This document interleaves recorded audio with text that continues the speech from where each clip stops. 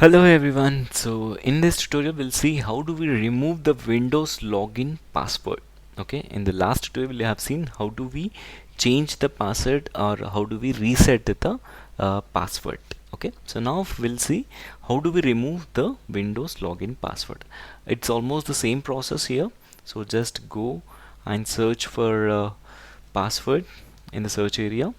Just click on change your password. Okay, so here it will be asking for the sign in option.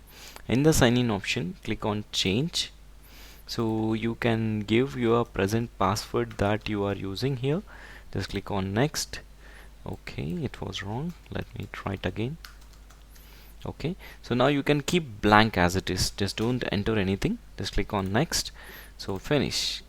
So that's it. So now you can see like your account does not have a password, you need to add a password. So that means so I haven't added any. Now the password, my password, when I log in again, so it will not ask me for the password. So this is how you can reset your password. I mean to say you can remove the password. So why we need to remove the password?